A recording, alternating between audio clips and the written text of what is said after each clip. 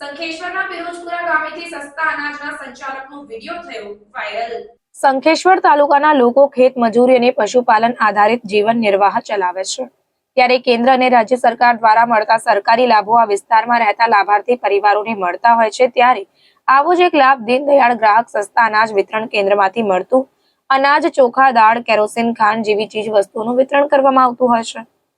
આ વિતરણ સંખેશ્વર તાલુકાના પિરોજપુરા ગામે ઓછું અપાતું હોય તેવો વિડીયો પિરોજપુરા ગામના જાગૃત નાગરિક વિપુલ ઠાકોરે વાયરલ કર્યો હતો અને સંખેશ્વર પુરવઠા મામલતદારને પિરોજપુરા ગામના સસ્તા અનાજના સંચાલક ઠાકોર હનુજી રતુજી વિરુદ્ધ અગાઉ પણ લેખિત અરજી વિપુલ ઠાકોર દ્વારા કરવામાં આવી હતી।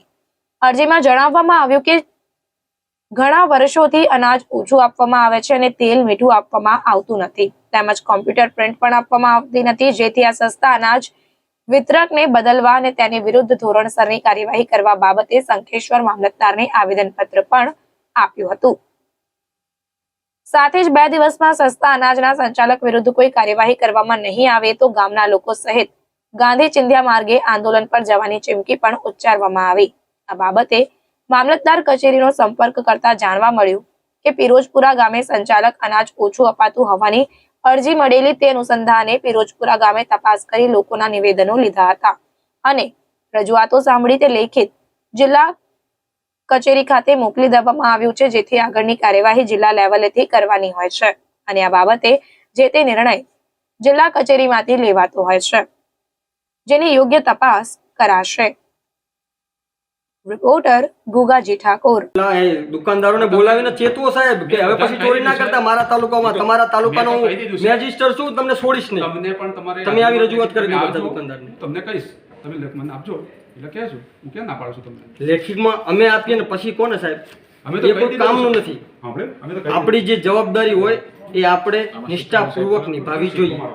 સિક્કો મંગાવીને એ તો ધ્યાન રાખો ને, એટલે હું સિક્કો પહેલા આપણે કેટલા કામ આપણે 29 ગામ 29 ગામ સાહેબ એક જ ઇમાનદાર મોમેડર નીકળ્યો।